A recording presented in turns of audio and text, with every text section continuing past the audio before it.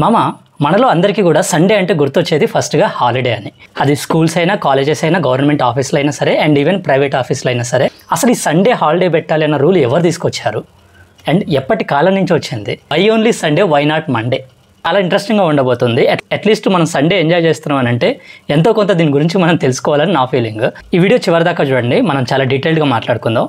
321 AD Roman కాలంలోకి వెళ్ళిపోదాం. ఆ కాలంలో రోమన్ చక్రవర్తి పేరు వచ్చేసి కాన్స్టంటైన్. ఇతను మొత్తం రోమన్ ఎంపైర్ ప్రజలందరికీ కూడా సండే రోజు ఒక రెస్ట్ తీసుకొని అండ్ సెలబ్రేట్ చేసుకునే రోజులాగా అఫీషియల్గా అనౌన్స్ చేశాడు. ఎందుకు చేయాల్సి వచ్చింది? అతని నమ్మకం ఏంటి అంటే జీసస్కు బాగా ఇష్టమైన రోజు సండే. ఆ రోజు ఏ పనులు ఉన్నా సరే అన్నీ ఆపేసుకొని ఒక రెస్ట్ తీసుకుందాము, లెట్స్ ప్రే ఫర్ జీసస్ అన్నట్టు వాళ్ళ నమ్మకం. సో ఆ రీజన్ తోటి రోమన్ చక్రవర్తి సండే రోజు హాలిడే అన్నట్టు రోమన్ ఎంపైర్లో అనౌన్స్ చేశాడు. అది బాగానే ఉంది, అది రోమన్ కాలంలో. మరి ఈ కాలంలో ఎందుకు ఫాలో అవ్వాల్సి వచ్చింది అని అంటే 1840స్లోకి వెళ్ళిపోదాం.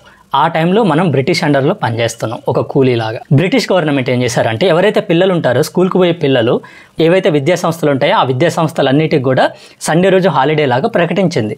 కానీ అది ఓన్లీ పిల్లలకు మాత్రమే వర్తించింది. అండ్ బ్రిటిష్ వర్కర్స్ ఉంటారు కదా, ఆ బ్రిటిష్ వర్కర్స్ కూడా సండే రోజు హాలిడేనే, ఒక్క భారతీయ కార్మికులకు తప్ప. మరి ఇది అన్యాయం కదా, దీన్ని ఎదిరించడానికి ఎవరో ఒకరు రావాలి కదా. దానికి ఎంతో టైం పట్టలేదు. ముంబైలో ఒక రైస్ మిల్లులో ఉండే కార్మికులకు ఒక లీడర్ ఆయన. అతని పేరే నారాయణ్ మేఘాజీ. మహారాష్ట్రకు చెందిన అతను. మన చరిత్రలో ఇతనికి ఇంకొక పేరు కూడా ఉంది, అదేంటంటే father of the labour movement. ఇతను మన భారతీయ కార్మిక హక్కుల కోసం కొన్ని సంవత్సరాలుగా పోరాడాడు. సో ఆ హక్కుల్లో భాగమే సండే రోజు కూడా భారతీయ కార్మికులకు హాలిడే కావాలి అనేసి.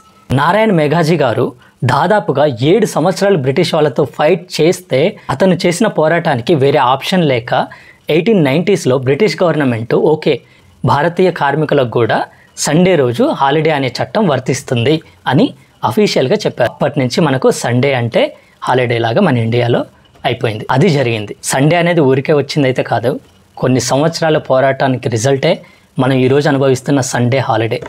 ఇంట్రెస్టింగ్గా ఉంది కదా. ఇలాంటి మరిన్ని వీడియోస్ కోసం ఫాలో చేసి పెట్టుకోండి. Your being Surya, signing off.